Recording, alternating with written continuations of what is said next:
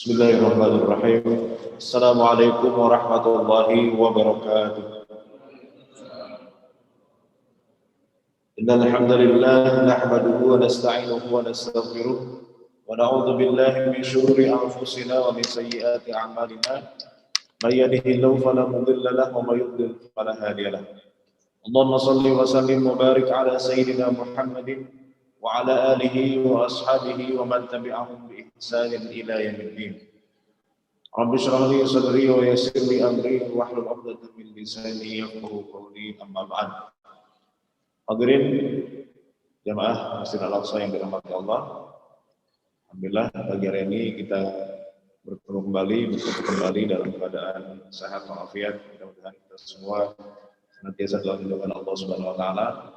Dan hari ini kita sudah menginjak tanggal 22 bulan Sya'ban, artinya kurang lebih 1 minggu lagi kita memasuki bulan puasa, Pak, ya, bulan Ramadan. Oleh karenanya untuk persiapan, salah satu persiapan memasuki bulan Ramadan, untuk kajian kita di pagi hari ini, kita akan mengangkat tema hadis-hadis yang populer ya, seputar Ramadan, tapi kita ambil hadis-hadis yang bermasalah, ya. Hadis-hadis yang populer, hadis-hadis yang mungkin banyak kita dengar, banyak kita hafalkan bahkan, tapi ternyata di kalangan ulama ahli hadis itu adalah hadis yang bermasalah. Nah, kita definisikan dulu apa itu bermasalah artinya, ya. Bermasalah dalam hadis itu bisa jadi bermasalah dari sisi sanadnya. Sanadnya itu artinya mata rantai periwayatan hadisnya. Kan hadis itu berasal dari Nabi, diriwayatkan kepada sahabat, tabi'in, tabi'ut tabi'in, muridnya sampai kepada mukharrij atau muhaddis atau yang ulama yang kemudian menuliskan hadis seperti Imam Bukhari, Imam Muslim, Imam Nasa'i, Tirmidzi dan seterusnya. Nah, itu mata rantai periwayatan hadis. Nah, kalau ada masalah di situ, baik misalnya tidak menyambung sanadnya, atau misalnya kemudian perawinya sendiri ya, yang meriwayatkan hadisnya yang ternyata dinilai sebagai perawi yang lemah, nah nanti bisa jadi hadis itu kemudian dinilai sebagai hadis yang bermasalah. Hadis yang bermasalah itu macam-macam, Pak. Ada hadis yang memang sama sekali bukan hadis, yang disebut dengan hadis maudhu, hadis palsu. Itu sama sekali tidak ada riwayatnya, ya. Ngarang, ya, 100% mengada-ngada. Nah, ini yang bahaya, Pak. Karena kalau sudah sampai derajat hadis maudhu, nah, itu bisa masuk ke dalam ancaman Nabi itu, ya.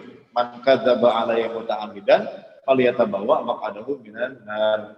Siapa yang berbohong, berdusta atas namaku secara sengaja, maka bersiaplah tempat duduknya nanti di neraka. Nah, itu kalau hadis maudhu. Tapi kalau hadis dhaif, hadis lemah, nah itu nanti ada tingkatan-tingkatannya. Tidak semua hadis dhaif, tidak semua hadis lemah itu kemudian ditinggalkan begitu saja. Ya, karena dalam beberapa hal hadis dhaif juga bisa menjadi pedoman, ya, bisa menjadi sumber. Nanti kita akan bahas lebih jauh lagi. Jadi intinya bermasalah di sini bisa jadi, ya, dalam sanadnya, ketersambungan periwayatan kepada Nabi Muhammad SAW, karena hadis itu kan harus valid dari Nabi, ya. Artinya jalur periwayatannya harus tersambung. Nah, jangan ada masalah, misalnya ketidaktersambungan, nanti ada macam-macam jenisnya, ada hadis mursal, ada hadis mu'dhal, ada hadis mu'allaq, hadis munqati, itu macam-macam, ya. Tergantung nanti di mana putusnya, apakah putusnya di level sahabat. Kadang-kadang ada hadis yang kemudian diriwayatkan langsung oleh tabi'in, tidak ada sahabatnya, ini siapa? Karena nggak mungkin tabi'in langsung dengar dari Nabi, karena tabi'in itu tidak semasa dengan Nabi Muhammad SAW. Jadi harus lewat sahabat dulu. Nah, ini nggak ada sahabat yang nggak disebutkan. Oh, berarti di sini terputus di jalur sahabat, disebut dengan hadis mursal. Nah, nanti kalau terputusnya di jalur bawahnya nih, nanti ada hadis mu'dhal dan seterusnya. Nah, jadi itu diantara hadis bermasalah. Tapi tidak semua hadis bermasalah dari sisi sanad itu langsung ditinggalkan begitu saja. Kadang-kadang isinya benar, ya, matannya tidak menyalahi syariat, cuma kalimat tersebut, riwayat tersebut, ya secara ketersambungan riwayatnya ternyata agak sedikit bermasalah. Tapi kalau dibandingkan dengan hadis-hadis yang lain yang sahih, itu tidak bertentangan sebetulnya isi hadisnya itu.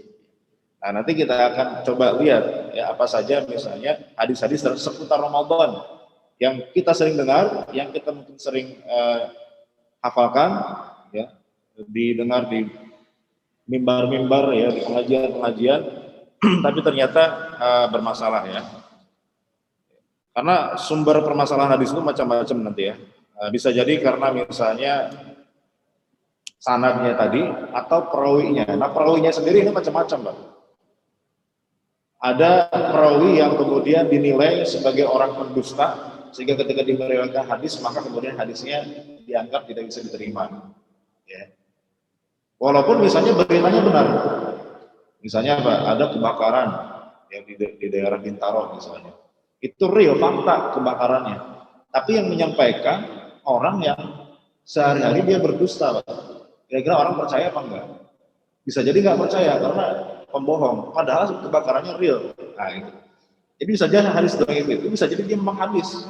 Cuma kebetulan yang meriwayatkannya orang yang misalnya pendusta atau sering berbohong gitu ya. Nah, makanya hadis dhaif belum tentu itu bukan dari Nabi. Cuma karena memang ada masalah di sisi perawinya misalnya, atau karena perawi tersebut dinilai sudah tua sehingga ingatannya tidak optimal ya, sehingga kadang-kadang lupa. Nah, itu dinilai nanti hadisnya, oh ini hadis dhaif.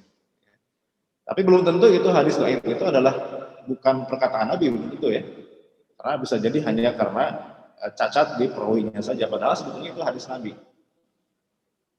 Nah, atau misalnya ada apa namanya antara guru dengan murid itu kok nggak ketemu secara sejarahnya. Nanti dinilai sejarahnya gimana gitu ya. Apakah perawi A dengan B atas dengan bawah itu bertemu atau enggak? Kalau misalnya pernah bertemu atau ada hubungan guru murid ya, oh berarti tersambung riwayatnya. Tapi kalau dilacak oleh para ulama ahli hadis secara sejarahnya, ya, dia tanggal wafatnya, tanggal lahirnya, ternyata nggak ketemu nih antara perawi A dengan B. Oh berarti ini ada ketidaktersambungan nih, ya. Antara A dengan B ini ada orang lain, cuma nggak ketahuan. Nah ini dinilai nanti hadisnya hadis dhaif, ya. Atau misalnya ada perawi satu nama, misalnya di antara mata rantai periwayatannya. Tapi nggak ketahuan profilnya. Semua ahli hadis nggak tahu ini siapa nih. Ya, misalnya ada nama Ahmad, gitu ya. Peneliti hadis itu tidak menemukan profilnya, nggak ketahuan ini siapa. Itu nanti disebut dengan rawi majhul, ya. Nah itu juga nanti bisa menjadi sebab hadis itu bermasalah. Ya, hadis itu berarti hadis yang dhaif. Tapi sekali lagi harus dibedakan Pak antara hadis dhaif dengan hadis maudhu ya. Kalau hadis maudhu, hadis palsu itu jelas kita tolak. Itu jelas tidak boleh ya. Tidak boleh disandarkan kepada Nabi Muhammad SAW. Dan hadis maudhu itu awal mula tersebar itu ketika fitnah yang terjadi antara zaman Ali bin Abi Thalib radhiyallahu ta'ala anhu ya, antara beliau dengan Muawiyah bin Abi Sufyan. Waktu itu perpecahan politik terjadi di antara umat Islam. Nah, masing-masing kubu politik itu mereka bikin hadis palsu, Pak, untuk memenangkan pendapat politiknya. Hampir-hampir nggak jauh beda sama kejadian untuk Pilpres kemarin, Pak ya, di Indonesia. Nah, dulu lebih parah lagi. Dulu mengatasnamakan Nabi untuk kemudian mendukung ya pandangan politiknya zaman dulu. Sehingga kemudian ada hadis maudhu. Misalnya ada hadis yang mengagungkan Ali bin Abi Thalib. Kalau ingin melihat kebaikan para nabi, maka lihatlah di Ali bin Abi Thalib.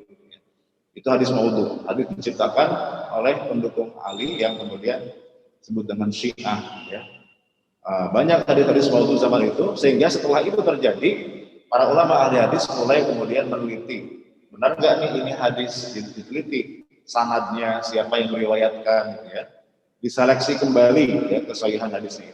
Nah, makanya penting ya untuk mengetahui mana hadis yang benar-benar hadis atau minimal hadis dhaif. Kemudian mana yang hadis maudhu ya terkait dengan seputar Ramadan ini sebagai salah satu bekal kita memasuki bulan Ramadan. Tapi sekali lagi bahwa tidak mesti hadis dhaif itu kemudian ditinggalkan. Kadang-kadang ulama juga mengamalkan hadis dhaif ya karena ada dalil-dalil yang menguatkan. Karena kita bedakan tadi bahwa hadis dhaif itu tidak sama dengan hadis maudhu. Kalau hadis maudhu memang sama sekali kita tolak. Nah, hadis pertama yang mungkin Bapak Ibu sekalian sering dengar ya, kalau masuk bulan Ramadan. Ada hadis yang berbunyi, ini riwayat ya. Man fariha bidukhuli Ramadan haramallahu jasadahu 'alan niran. Siapa yang berbahagia dengan masuknya bulan Ramadan, maka Allah akan haramkan jasadnya dari api neraka. Pernah dengar Pak hadis ini? Ya. Siapa yang bergembira, senang dengan masuknya bulan Ramadan, Allah akan haramkan jasadnya dari api neraka. Bagus atau enggak Pak? Bagus ya. Berbahagia dengan bulan Ramadan, pahalanya luar biasa ya. Hanya dengan gembira saja, wah kita haram dari api neraka, dijamin masuk surga, artinya begitu Pak. Nah ternyata kalimat tadi atau riwayat tadi itu para ulama ahli hadis mengatakan la asla lahu. Apa arti la asla lahu? Tidak ada sumbernya, tidak ada satupun ulama ahli hadis yang menuliskan dalam kitabnya riwayat tersebut. Dari mulai kutubus sittah, kitab hadis induk yang 6 itu Pak, Sahih Bukhari, Sahih Muslim, Sahih Sunan An-Nasa'i, ya Abu Dawud, Ibnu Majah, At-Tirmidzi, itu tidak ada yang menuliskan hadis tersebut atau riwayat tersebut. Ulama ahli hadis yang lain juga sama, Ibnu Hibban, Al-Baihaqi, Ad-Darqutni, misalnya Al-Hakim, itu tidak ada yang menuliskan riwayat tersebut. Berarti dari mana? Yang nggak ada sumbernya. Itu hanya dari mulut ke mulut, tapi tidak ada sumber valid bahwa itu adalah riwayat hadis dari Nabi Muhammad SAW. Terus dari mana? Pertanyaannya begitu ya. Kenapa banyak orang, banyak khatib yang mengutip hadis ini atau riwayat ini? Nah, ternyata Profesor almarhum ya, Prof. Ali Mustafa Yaqub, beliau itu kan dikenal sebagai ulama ahli hadis di Indonesia, almarhum. Beliau mengatakan bahwa hadis ini kenapa banyak dikutip para penceramah di Indonesia khususnya, karena ada dalam kitab yang berjudul Durratun Nasihin. Nah, ini banyak dipelajari di pesantren-pesantren tradisional. Kitab-kitab Durratun Nasihin. Itu isinya tentang nasihat-nasihat, kebaikan, motivasi beribadah dan seterusnya. Tapi masalahnya adalah dalam kitab tersebut banyak hadis yang dinilai sebagai hadis yang dhaif, bahkan hadis yang maudhu. Jadi bisa jadi motifnya dari situ. Tapi dari sisi periwayatan, kata beliau bahwa tidak ada satupun kitab hadis yang memuat hadis tersebut, sehingga memang untuk sementara ya hadis tersebut bukan hadis, ya, bukan hadis. Itu bukan sabda dari Muhammad SAW. Walaupun salah satu isinya benar, bahwa kita bergembira menyambut bulan Ramadan itu hal yang dianjurkan, hal yang betul, ya, bukan hal yang salah. Cuma kalimat keduanya, Allah jasadahu 'alan niran. Hanya dengan bergembira saja kita haram masuk neraka. Artinya kalau gitu ya udah nggak usah sholat, nggak usah puasa, senang aja kalau masuk bulan Ramadan gitu ya, dijamin masuk surga gitu. Nah ini berarti agak kurang sesuai dengan dalil-dalil yang lain gitu ya. Nah, makanya salah satu indikasi hadis maudhu Pak, salah satu ciri ya hadis palsu itu biasanya amalnya sedikit, pahalanya besar banget gitu ya, sehingga kemudian kalau secara logika manusia itu kayaknya enggak gitu ya. Jadi pahalanya luar biasa, tapi walaupun amalnya sedikit. Biasanya indikasi dari hadis maudhu. Ya sama kayak ada karyawan ngasih kabar, wah tahun ini THR-nya 10 kali gaji katanya gitu ya. Nah itu kan beritanya luar biasa gitu ya. Itu kan ya kawan bohongnya gitu ya. Nah ini hadis maudhu kadang-kadang cirinya begitu. Amalannya sedikit tapi pahalanya luar biasa. Nah, makanya ini secara hadis memang la aslalahu, bukan hadis ya, tidak ada dalam riwayat. Tapi bergembira itu menyambut bulan Ramadan itu harus. Kenapa? Karena bulan Ramadan itu bulan yang memang banyak sekali hal-hal yang membuat kita harus bergembira. Di antaranya misalnya bulan Ramadan itu kan adalah bulan di mana Allah membuka seluas-luasnya pintu surga, menutup serapat-rapatnya pintu neraka, dan Allah pun membelenggu setan-setan. Artinya seperti inilah, toko itu setahun sekali, ya dalam setahun sekali dia menyediakan bonus beli satu dapat 10. Nah, kalau ada berita begitu kita senang Pak ya, wah ada toko nih ngasih bonus beli satu dapat 10. Nah biasanya kalau bulan-bulan lain enggak, beli satu ya dapat satu. Nah bulan Ramadan seakan-akan begitu Pak, jadi pahala ibadah kita dilipat gandakan karena pintu surga dibuka selebar-lebarnya. Nah, dan pintu neraka ditutup serapat-rapatnya dan setan-setan dibelenggu. Nah, setan-setan dibelenggu. Cuma mungkin ada pertanyaan, maksudnya setan dibelenggu itu apa gitu ya? Karena katanya setan dibelenggu di bulan Ramadan. Tapi kok masih ada aja orang maksiat, masih ada aja orang melakukan dosa besar di bulan Ramadan. Nah, nanti ulama punya jawaban Pak. Ada beberapa jawaban, diantaranya bahwa yang dimaksud dengan dibelenggu setan itu bukan berarti diikat dan nggak bisa gerak sama sekali, bukan. Tapi maksudnya adalah setan itu ruang geraknya semakin sempit, nggak bisa seleluasa menggoda manusia seperti di bulan lainnya. Kenapa? Karena di bulan Ramadan itu orang sibuk ibadah, puasa, ngaji Quran, ya, sholat sunnah. Jadi kesempatan setan untuk menggoda manusia semakin sedikit. Itu jawaban pertama. Jawaban kedua, bahwa yang dibelenggu itu bukan semua setan, hanya setan yang membangkang saja. Al-Marodah. Jadi setan-setan yang level 3-nya mesti berkeliaran tuh. Nah, jadi yang kelas kakapnya yang dibelenggu gitu ya. Nah, atau yang kemudian yang ketiga, jawaban ketiga bahwa setan memang dibelenggu. Cuma kenapa masih ada kejahatan? Karena bisa sebelum Ramadan. Sudah berhasil dikadar oleh setan sebelum Ramadan. Jadi sudah autopilot Pak dosanya itu gitu ya. Jadi ketika bulan Ramadan nggak perlu digoda lagi, udah otomatis yang berbuat dosa karena sebelumnya dia sudah dikadar oleh setan. Atau karena ada setan dari kalangan manusia. Nah, kan setan itu kan bukan hanya dari kalangan jin, tapi juga ada dari kalangan manusia. Nah, makanya itu kenapa masih banyak orang berdosa di bulan Ramadan, tapi ala kulli hal ya masih berkurang di bulan Ramadan. Kenapa? Karena memang orang disibukkan dengan ibadah. Itu salah satu hal yang istimewa di bulan Ramadan yang membuat kita harus berbahagia, harus senang. Ya. Belum lagi nanti misalnya ada hadis mengatakan bahwa Ramadan dengan Ramadan diantaranya itu adalah penghapus dosa. Jadi antara Ramadan dengan Ramadan kalau kita melaksanakan puasa maka itu menjadi penghapus dosa. Ya tentu ini suatu kebahagiaan ya. Nah, jadi bahagianya harus, tapi meyakini hadis tadi itu sabda Nabi bahwa itu kurang tepat karena ternyata itu bukan hadis. Okay. Nah ini hadis yang kedua, mungkin ini hadis yang paling populer ya seputar Ramadan. Hadis tentang tidurnya orang yang puasa itu ibadah. Ya. Riwayatnya berbunyi begini. Naumus shaim ibadah. Wa sumtuhu tasbih. Wa du'ahu mustajab wa amaluhu mudha'af. Tidurnya orang yang puasa adalah ibadah, diamnya adalah tasbih, doanya dikabulkan dan amalannya pun akan dilipat gandakan. Wah, ini jadi senjata banyak orang ya, bermalas-malasan bulan. Ya, mending kerjanya sambil tidur. Jadi kerja kan berpahala, tidur juga berpahala. Jadi kalau kerja sambil tidur pahalanya double. Nah, ternyata secara ya, riwayat hadis ini dinilai oleh para ulama ahli hadis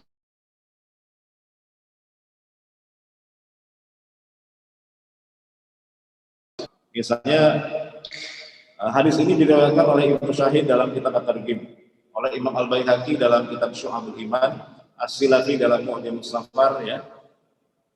Jadi dalam kitab-kitab hadis yang memang kurang populer, bukan dalam kitab hadis yang 6 tadi kutub sittah misalnya tidak ada. Adanya dalam hadis-hadis yang kitab-kitab hadis yang sekunder lah. Nah, dan kemudian dinilai oleh Imam Al-Baihaqi ada salah seorang perawi yang dhaif yaitu Ma'ruf bin Hasan ya. Ma'ruf bin Hasan, salah satu perawi hadis ini dinilai sebagai perawi yang dhaif atau perawi yang tidak diambil ya riwayat hadisnya. Nah, ini salah satu kenapa hadis ini hadis yang dhaif ya. Tapi memang walaupun hadis ini hadis yang dhaif, tidak semua isinya salah ya. Misalnya doa'uhu mustajab, bahwa doanya orang berpuasa itu diijabah itu benar, karena dalam hadis yang lain yang lebih sahih itu juga jelas dikatakan bahwa doanya orang berpuasa adalah doa yang mustajab. Ada 3 orang yang kalau berdoa tidak akan ditolak oleh Allah. Pertama, doanya imam yang adil, pemimpin yang adil. Kemudian doa orang yang teraniaya. Yang ketiga, doa orang berpuasa. Itu kata Nabi, 3 orang yang doanya tidak akan ditolak. Dan itu hadisnya hadis sahih. Jadi kalau kalimat bahwa doanya akan diterima, diijabah itu benar ya. Kemudian wa amaluhu mudha'af, amalnya dilipat gandakan, itu juga sesuai dengan dalil-dalil yang lain. Ya. Tapi naumul shaimnya ini ya, tidurnya orang berpuasa itu ibadah. Nah, itu yang dipermasalahkan karena dalam kitab-kitab hadis yang populer yang jadi induk itu tidak ada. Adanya dalam hadis-hadis tadi, kitab-kitab hadis yang sekunder, dan dinilai salah satu perawinya itu Ma'ruf bin Hasan namanya sebagai perawi yang dhaif. Ya. Apa Ustaz? Di rumah bisa melihat ini. Oh gitu. Oke, itu salah satu sebab mengapa didhaifkan oleh para ulama.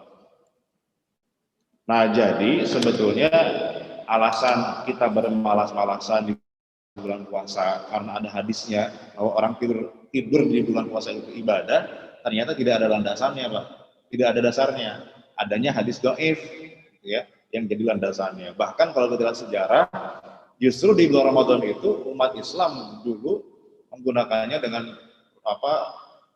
kegiatan yang produktif. Bahkan sejarah-sejarah besar itu terjadi di bulan Ramadan. Ya. Peristiwa Perang Badar, ya, Fathu Makkah, ya, penaklukan Tariq bin Ziyad Spanyol, ya, itu kan terjadi di bulan Ramadan justru ya. Proklamasi kemerdekaan Indonesia ya tahun 45 itu juga terjadi di bulan Ramadan. Justru sejarah-sejarah besar terjadi di bulan Ramadan. Jadi bukan justru ibadah bulan untuk bermalas-malasan. Dengan hadis, dengan dalil bahwa tidurnya orang puasa itu ibadah. Nah, ternyata hadisnya pun itu hadis yang dhaif. Itu yang kedua. Nah, sekarang yang ketiga, Pak. Hadis yang juga tidak kalah populer terkait dengan puasa.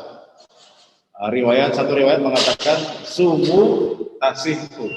Sumu tasihu. Berpuasalah kalian akan sehat. Nah, ternyata hadis ini kan populer sekali, Pak ya.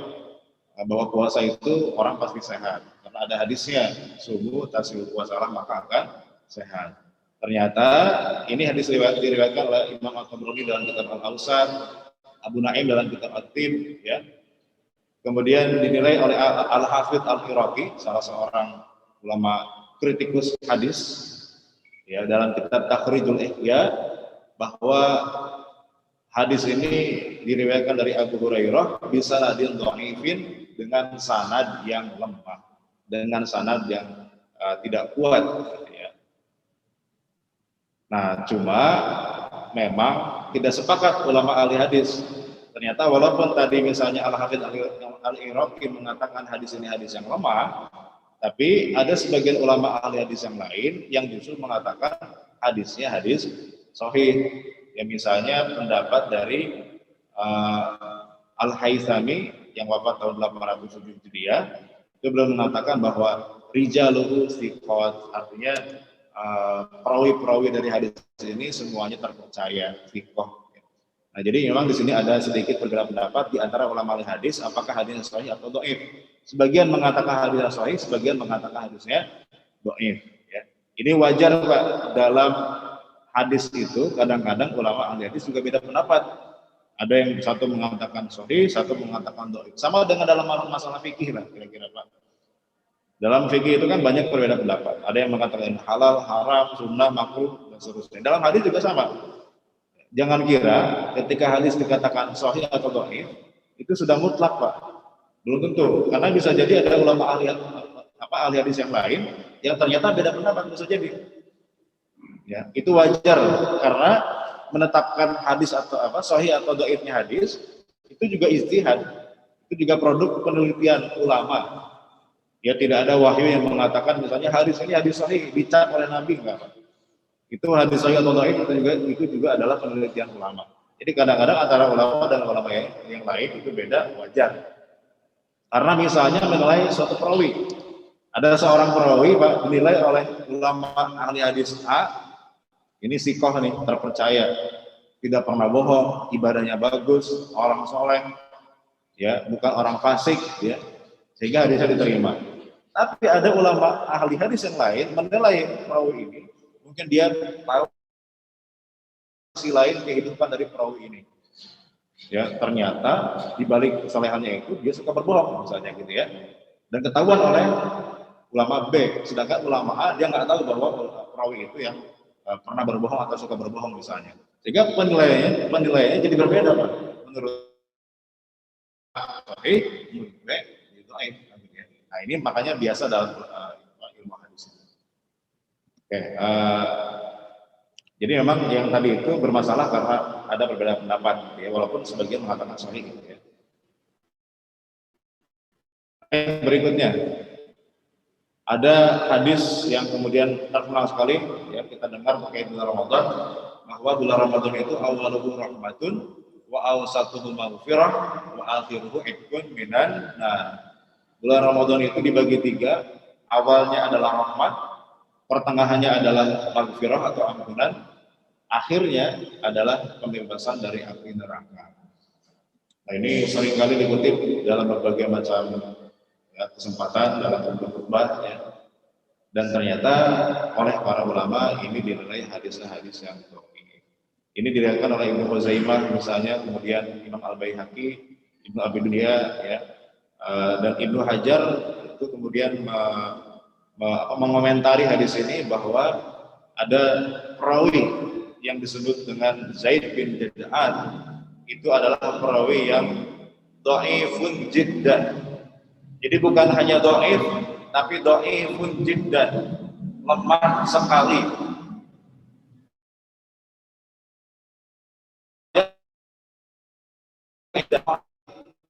Berarti ini hadis yang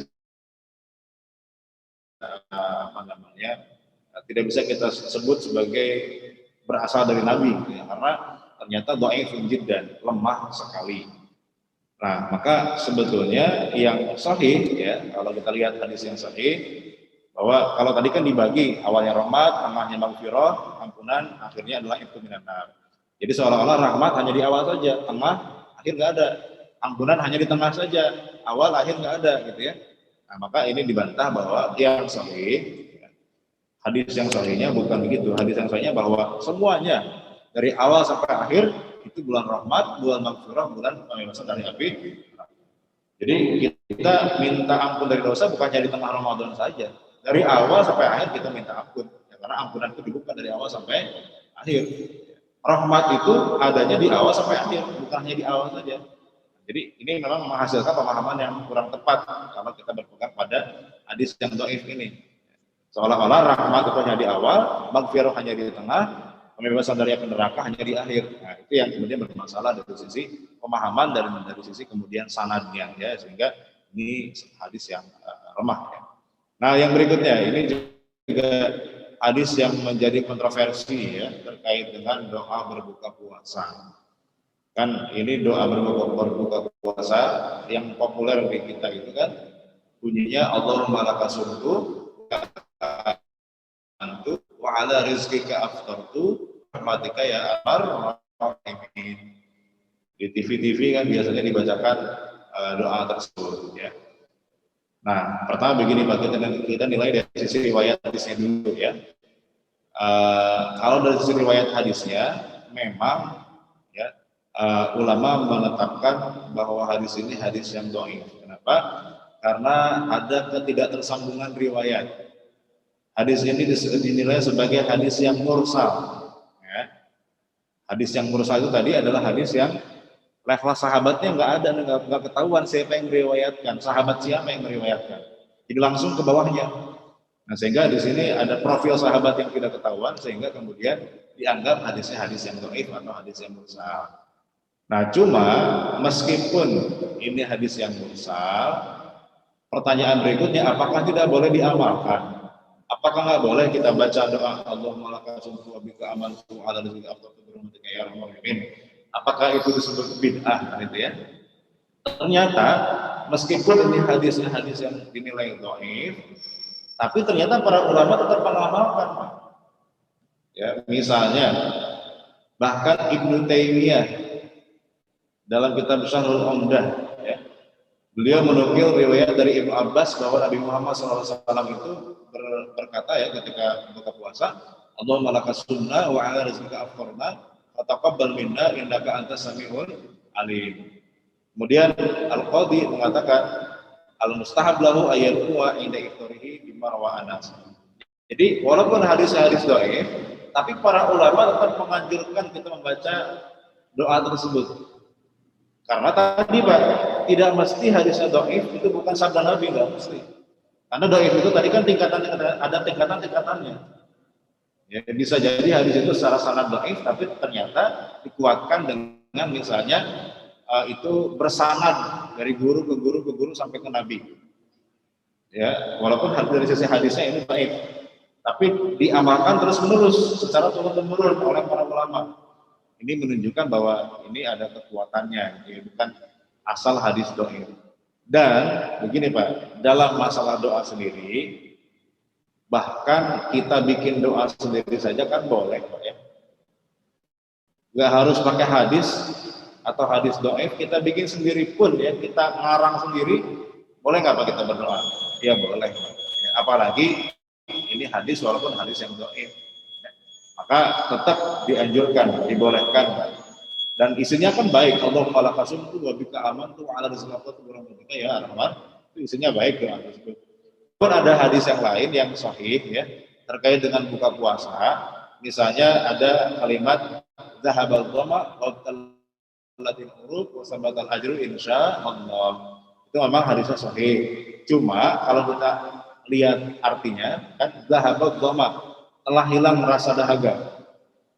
Berarti kalau telah hilang sebelum minum atau setelah minum Pak bacanya? Setelah minum berarti kan. Nah, berarti kalau sebelum minum bacanya apa kan gitu ya? Nah, makanya ini sebetulnya hadis ini sebetulnya lebih cocok setelah kita buka baru kita ucapkan itu. Zahabal dhama wa talatil urub sabatal ajru insyaallah. Jadi walaupun hadis ini hadis dhaif yang Allahumma laka sumtu tadi, tapi para ulama ternyata tetap mengamalkan doa tersebut karena isinya baik dan kemudian hadis dhaif itu levelnya masih diterima, masih diterima. Bahkan kalau kita lihat riwayat-riwayat dari para sahabat, ternyata para sahabat pun mereka sering berdoa dengan doa yang tidak pernah diajarkan Nabi. Mereka mengubah kalimat doa sendiri. Allahumma inni as'aluka bi rahmatika allati wasi'at kulla syai' an taghfira li. Ini redaksi doa dari Ibnu Umar. Ya, padahal ini nggak pernah diajarkan Nabi. Nah, sahabat Nabi kemudian mengubah itu dibolehkan. Sahabat Nabi nggak mungkin berbuat bid'ah, apa nggak mungkin ya. Jadi masalah doa ini bebas sebetulnya, yang penting isinya baik. Kita bahkan pakai bahasa Indonesia pun boleh Pak. Oke. Nah sekarang kita masuk ke ini Pak ya, yang lebih fikih ya. Hadis yang lebih ada muatan fikihnya nih ya, terkait bulan Ramadan. Itu hadis tentang ini Pak, makan di waktu sahur ya.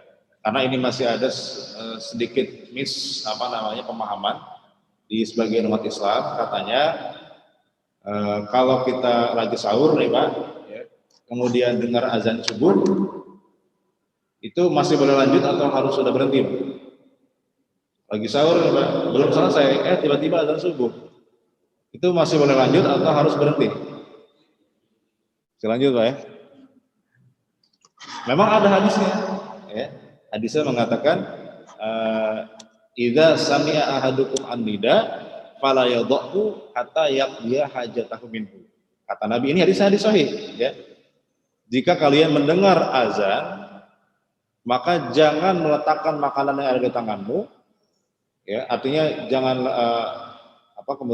lanjutkan maksudnya gitu ya. Lanjutkan makan sebelum kamu pergi ke masjid. Oh berarti boleh dong kita sahur, melanjutkan sahur meskipun sudah azan subuh. Karena Nabi menyuruh jangan ditaruh tuh makanannya, lanjutkan meskipun sudah mendengar azan. Idza sami'a ahadukum an-nida fala yadhu hatta yaqdi hajatahu. Itu hadis-hadis sahih, Pak. Tapi masalahnya bukan di sahih atau dhaifnya, bukan masalah sanadnya, tapi masalah dalam pemahamannya. Karena sebagian kita memahami bahwa itu terkait dengan azan subuh, terkait dengan sahur di bulan puasa. Nah, padahal kalau kita lihat bagaimana para ulama memahami hadis ini, kebanyakan ulama malah mengatakan ini tidak ada kaitannya dengan puasa, Pak. Hadis ini. Kenapa? Karena ini bukan hadis tentang azan subuh. Ya. Kan nggak ada keterangannya, Pak, ini azan subuh, azan maghrib, azan zuhur, asar atau isya. Pokoknya dia mengatakan kalau mendengar azan, makan lanjut jangan ditaruh. Akan begitu. Tapi nggak ada keterangan apakah ini ada azan subuh, azan maghrib, azan itu bisa jadi azan maghrib, bisa jadi azan zuhur, gitu ya. Jadi kalau langsung menyimpulkan ini hadis tentang azan subuh, nah berarti ini kesimpulannya dari mana? Jadi pertanyaan, gitu ya. Itu pertama. Jadi tidak mengaitkan dengan puasa, nggak ada kaitannya. Bahkan para ulama lebih yakin bahwa hadis ini kaitannya dengan azan maghrib. Lebih kuat ya indikasinya bahwa hadis ini terkait dengan azan maghrib. Jadi maksudnya ketika kita mendengar azan apa? Azan maghrib. Kenapa? Karena ada bukti lain yang mendukung hadis lain, misalnya Nabi mengatakan idza wada'a asya ahadikum wa qimatis shalat fabda'u bil asya.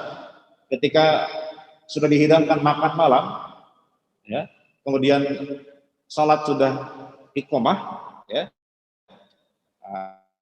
Muadzin sudah iqamah, tapi ini makanan sudah terhidang di depan kita. Fabda'u bil asya, mulailah dengan makan dulu. Wala ya'jilanna hatta jangan tergesa-gesa pergi ke masjid untuk salat sebelum selesai makan. Berarti kalau makan malam gara-gara azannya azan subuh atau azan maghrib? Azan maghrib, nggak mungkin azan subuh. Oh berarti hadis yang tadi itu ada kemungkinan nyambung dengan hadis ini bahwa ini maksud adalah azan apa? Azan maghrib. Artinya bukan sahur tapi berbuka. Jadi kalau kita lagi buka, Pak ya, di depan kita sudah ada kolak pisang ya, sudah ada biji salak ya, sudah ada es campur. Tiba-tiba dengar azan, buka dulu, batalkan dulu, baru kita pergi ke masjid. Jangan salat dulu baru buka, karena berbuka itu kan disunahkan untuk disegerakan. Lebih lagi nanti kalau kita salat dulu, Pak, itu bisa jadi kita lagi salat mikirin es campur, ya kan? Mikirin korma dan seterusnya. Maka lebih baik salat, lebih baik makan mikirin salat daripada salat mikirin makan. Nah, jadi ini ada kaitannya, besar kaitannya bahwa ini salat maghrib, bukan salat subuh. Kalaupun dipaksakan bahwa ini azan subuh, ya, masih ada kemungkinan bahwa azan subuhnya bukan azan subuh kedua, tapi azan pertama. Karena di zaman Nabi, Pak, azan subuh itu 2 kali. Ada azannya Ibnu Ummi Maktum, Abdullah bin Ummi Maktum, ada azannya Bilal. Ya. Ini Bilal itu seringkali azan untuk azan pertama. Kalau azan kedua biasanya Abdullah bin Ummi Maktum. Ya. Kalau azan pertama masih boleh nggak kita makan, Pak? Masih boleh, karena azan pertama itu bukan menunjukkan waktu subuh, itu hanya persiapan menuju subuh. Waktu itu begitu, Pak. Jadi azan pertama itu kira-kira sejam sebelum subuh lah gitu ya. Berarti masih boleh makan, berarti masih boleh sahur. Tapi kalau Ibnu Ummi Maktum sudah azan, artinya azan kedua, berarti sudah boleh, nggak boleh lagi makan karena sudah masuk waktu subuh. Jadi hadis yang tadi di mana Nabi itu membolehkan kita melanjutkan makan ketika mendengar azan, oh berarti ini azannya azan kedua atau pertama, Pak? Azan pertama. Karena kalau azan kedua sudah nggak boleh lagi kita makan. Gitu, Pak. Ini kalau dipaksakan juga harus azan subuh, gitu ya. Karena masih ada kaitan, berarti masih ada kemungkinan bahwa ini azannya azan pertama, bukan azan kedua. Gitu, Pak. dan dikaitkan lagi dengan misalnya waktu subuh yang sudah jelas, ya, atau misalnya ayat Al-Baqarah 187 yang secara jelas mengatakan bahwa puasa itu, ya, ketika yatabayyana lakumul khaytul abyadu minal khaytil aswadi minal fajr. Ketika sudah terang fajar, ketika sudah terbit fajar, itulah waktu puasa, tidak boleh lagi kita makan dan minum. Artinya kalau sudah terbit fajar, nggak boleh lagi kita makan. Nah, terbit fajar itu ditandai dengan azan subuh. Jadi ini jelas ayatnya mengatakan demikian. Bahkan ulama, nah ini dikuatkan lagi dengan penjelasan ulama bahwa kata Imam Nawawi mengatakan bahkan ketika kita misalnya lagi sahur, Pak, ya, kemudian tiba-tiba mendengar azan subuh, azan kedua nih, kalau ada 2 kali azan. Apa kata Imam Nawawi? Apakah dilanjut atau berhenti? Anna man tala'a al-fajr wa fi fihi atau famihi ta'amun falyalfadhu wa yutimma shawmuhu. Kata Imam Nawawi, ya, kalau kita lagi sahur kemudian tiba-tiba mendengar azan subuh berkumandang, apa kata beliau? Muntahkan. Berhenti makannya, muntahkan. Kemudian sempurnakan puasanya. Fa ini talahu ba'da ilmihi bil fajri batala shaumuhu. Kalau tetap dia masih lanjut makan sahur meskipun dia sudah mendengar azan subuh, langsung tetap ditelan aja itu makanan, kata beliau batal puasanya. Wa hadza la khilafa fi, dan ini tidak ada perbedaan pendapat di antara para ulama.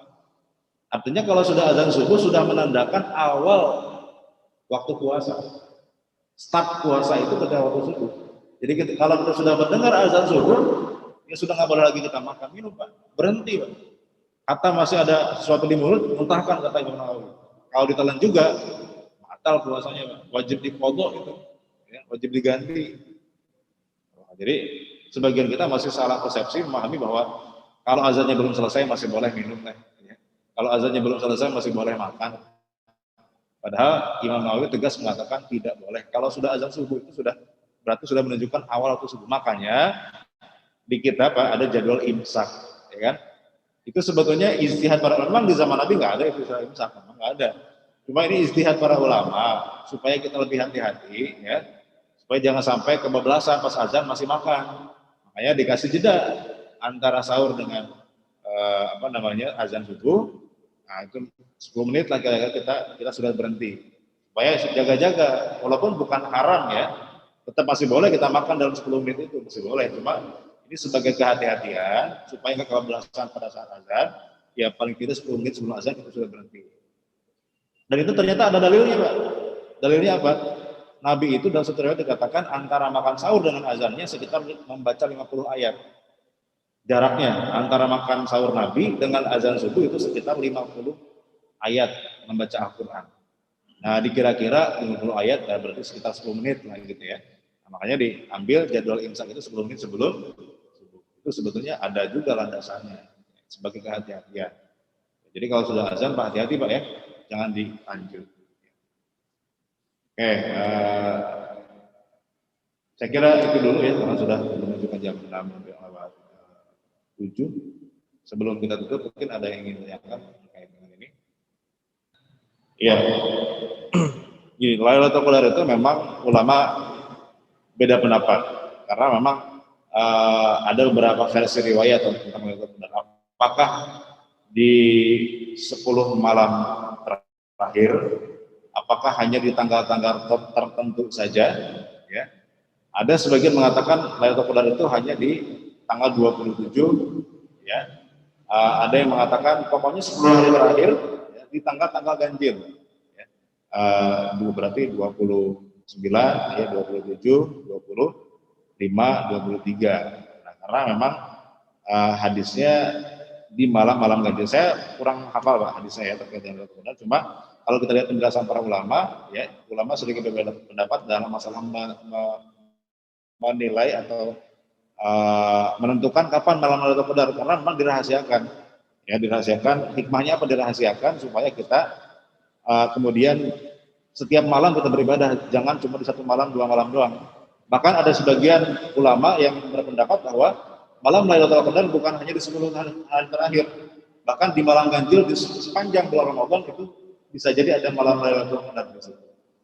Nah, Lailatul Qadar itu kan malam di mana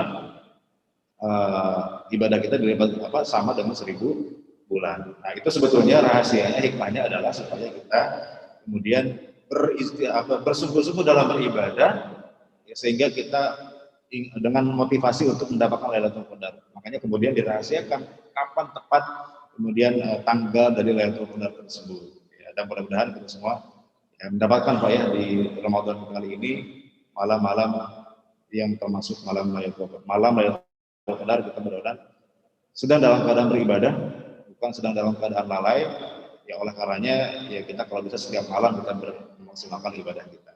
Ya, karena kita tidak tahu, ulama sendiri tidak pendapat terkait dengan kapan itu malam Lailatul Qadar. Tapi lebih kuat memang di 10 hari terakhir di malam-malam ganjil. Itu penjelasan para ulama. Tapi hadisnya saya sendiri nggak hafal terkait dengan riwayat-riwayat dalam malam Lailatul Qadar. Ya, ada lagi. Fungsi kita mengetahui mana hadis sahih, mana hadis dhaif, mana hadis palsu, itu sebetulnya hanya menegaskan bahwa ini sabda Nabi atau bukan, ini bersumber dari Nabi atau bukan. Itu saja Pak kesimpulannya.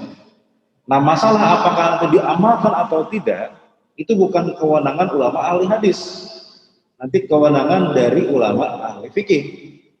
Ya, karena tidak setiap hadis yang sahih bisa diamalkan, atau sebaliknya, tidak setiap hadis yang dhaif itu ditinggalkan. Ya, bahkan hadis maudhu itu kalau ternyata isinya, matanya, redaksinya ternyata tidak bertentangan dengan dalil yang lain, ya boleh saja diamalkan, tapi tidak diyakini sebagai sabda Nabi. Jadi kalau dikatakan hadis maudhu, ya memang itu bukan sabda Nabi. Itu poinnya. Tapi apakah bisa diamalkan atau tidak? Nah, nanti ulama ahli fikih yang kemudian menjelaskan, Pak. Makanya ada satu riwayat dari seorang ahli hadis, Ibnu Wahab namanya. Beliau mengatakan, beliau ini ulama ahli hadis, Pak. Beliau tahu mana hadis yang sahih, mana hadis yang dhaif, ya, menguasai ilmu hadis. Tapi ketika beliau ketemu Imam Malik yang beliau ini ahli fikih, beliau baru tersadarkan, baru tercerahkan. Kata beliau, ketika saya menemui Imam Malik dan Imam Laits yang dua-duanya ini ulama ahli fikih, saya baru tahu ternyata tidak semua hadis yang sahih itu diamalkan. Karena ternyata ada hadis yang sahih tapi tidak bisa diamalkan. Gitu ya. Karena misalnya ada keputusan ini buat Nabi saja, atau ini hadis tidak terkait dengan misalnya satu ibadah wajib dan seterusnya. Nah, jadi ibarat kata Pak, antara ahli hadis dengan ahli fikih itu seperti apoteker dengan dokter, ahli farmasi dengan dokter. Nah, kalau apotek tugasnya apa? Meracik obat, itu saja. Mendiagnosa penyakit, tugasnya apa Pak? Dokter. Bisa jadi obat ini cocok buat si A, tapi tidak cocok buat si B. Ya. Nah, itu yang menilai dokter, bukan apoteker. Nah, ulama ahli hadis itu adalah sebagai apotekernya. Dia hanya menyeleksi mana hadis yang sahih, mana hadis yang dhaif. Itu saja. Nah, nanti kemudian diolah lagi. Kira-kira ini bisa diamalkan atau tidak. Tidak mesti hadis yang dhaif kemudian ditinggalkan, atau sebaliknya, tidak mesti hadis sahih kemudian diamalkan. Yang mengerti adalah ulama ahli fikih dengan mengumpulkan berbagai macam hadis, berbagai macam ayat diijtihadkan. Karena kadang-kadang begini Pak, ada satu hadis sahih tapi ternyata bertentangan dengan hadis sahih yang lain. Nah, ini kan tidak bisa kemudian langsung menyimpulkan kita kalau nggak tahu penjelasan ulama dari ahli fikih.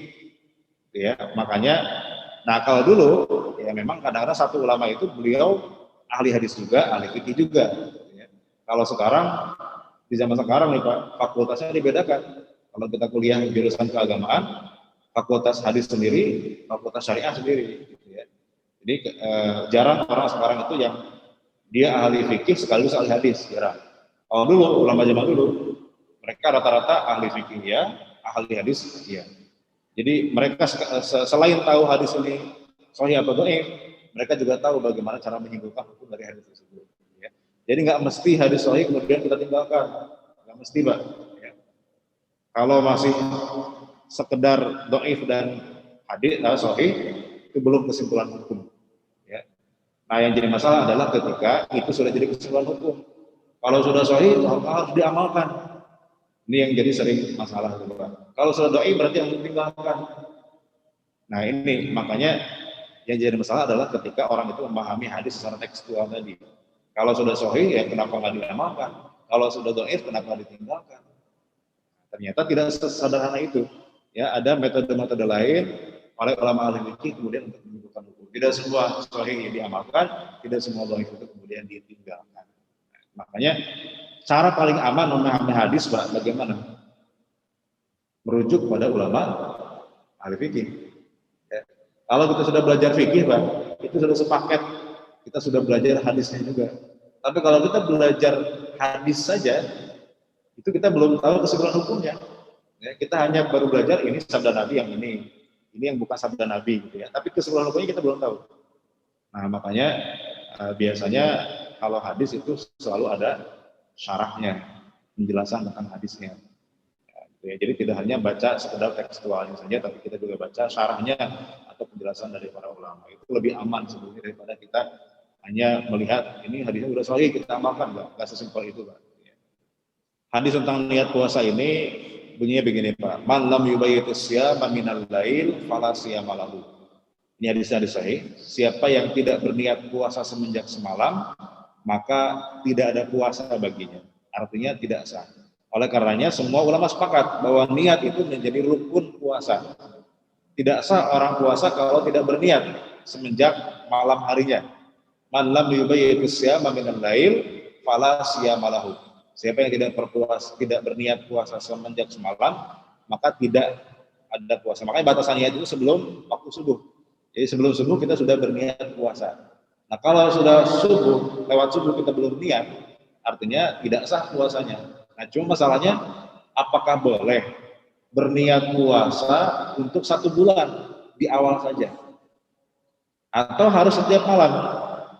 Nah ini baru masalah pemahaman terhadap hadis. Hadisnya sama, cuma pemahaman terhadap hadis tersebut yang berbeda.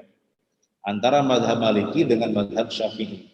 Kalau mazhab Syafi'i itu harus setiap malam kita berniat. Tidak sah kalau hanya 1 kali di awal Ramadan saja untuk 1 bulan penuh. Karena bunyi hadisnya kan jelas, siapa yang tidak berniat puasa semenjak semalam. Berarti kan setiap malam itu harus puasa. Harus berniat, kata Imam Syafi'i. Tapi Imam Malik punya pandangan lain. Kalau Imam Malik mengatakan, ibadah puasa itu adalah ibadah 1 paket. 30 hari itu adalah ibadah 1 paket. Ya, one packaging misalnya gitu ya. Jadi dia itu cukup berniat di awal, sebagaimana kita sholat duhur misalnya kan 4 rakaat ya. Tidak harus kita niat di setiap rakaat. Cukup di awal saja pada saat takbiratul ihram. Nah, sama Imam Malik mengatakan Ramadan itu adalah 1 bulan. Maka cukup kita berniat di awal bulan saja untuk 1 bulan di malam harinya. Ini pemahaman Imam Malik. Tapi Imam Syafi'i mengatakan enggak, dibantah lagi oleh Imam Syafi'i mengatakan oh enggak bisa, beda antara puasa dengan sholat. Kalau sholat iya 1 paket. Apa buktinya? Kalau kita batal misalnya di rakaat ketiga, kita harus ulangi dari awal. Nggak bisa kita misalnya lanjut 3 dan 4, nggak bisa. Ya harus ulangi dari awal. Ini 1 paket. Tapi kalau puasa, misalnya kita hanya batal 2 hari saja, sedangkan 28 hari kita puasa, apakah kita wajib mengganti 1 bulan? Kan enggak. Cuma yang batalnya saja yang 2 hari itu.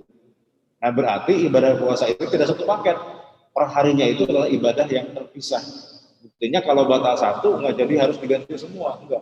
Nah ini pendapat Imam Syafi'i sehingga niat itu harus diucapkan setiap malamnya, bukan hanya sekali saja di awal. Hadisnya sama, cuma pemahaman terhadap hadis yang berbeda. Nah, itu lebih aman kita pakai mazhab Syafi'i. Jadi kita setiap malam usahakan kita berniat. Ya. Makanya setiap tarawih itu kan semua saya salat tarawih, imam biasanya memimpin niat, ya kan? Itu lebih aman. Walaupun nanti ada sebagian mengatakan begini, kan kalau kita sahur itu artinya sudah niat, gitu mengatakan. Kalau kita sahur bangun di pagi-pagi, kita makan sahur, berarti kan sudah niat puasa. Buat apa dia makan sahur kalau nggak puasa, gitu ya? Nah, ada yang mengatakan dengan makan sahur itu sudah niat. Tapi ulama dalam mazhab Syafi'i mengatakan kalau niat itu harus diucapkan dalam hati. Saya niat berpuasa, bukan hanya dengan perbuatan, misalnya gitu. Itu Pak. Nawaitu shauma ghadin an ada'i fardhu syahri ramadhana hadhihi sanati lillahi ta'ala. Nawaitu shauma ghadin. Nah, ini niat khas madzhab Syafi'i sebetulnya. Nawaitu shauma ghadin, saya niat puasa esok hari. Jadi itu niat hanya berlaku buat esok saja. Esoknya lagi nggak berlaku niatnya. Karena puasa niatnya hanya untuk berlaku esok hari. Nawaitu shauma ghadin an ada'i fardhu syahri ramadhana. Saya niat puasa esok hari. Tapi pakai bahasa Indonesia pun boleh. Gitu. Kita nggak usah pakai bahasa Arab, kalau nggak hafal bisa. Yang penting niat beribadah puasa itu sudah cukup. Niat puasa wajib. Jadi niat itu fungsinya untuk membedakan antara ibadah dengan yang bukan ibadah. Karena kadang-kadang ada orang puasa hanya untuk diet. Nah, makanya harus dibutuhkan niat untuk membedakan bahwa ini ibadah. Saya berniat puasa Ramadan, sudah cukup. Ya. Cukup ya, kalau sudah tidak ada lagi, sudah jam 6:30 kita tutup kajian kita di pagi hari ini. Mudah-mudahan ada manfaat yang bisa kita ambil. Kita bacakan doa kafaratul majelis. Subhanakallahumma wa bihamdika asyhadu an la ilaha illa anta astaghfiruka wa atubu ilaik. Aku lakum wassalamualaikum warahmatullahi wabarakatuh.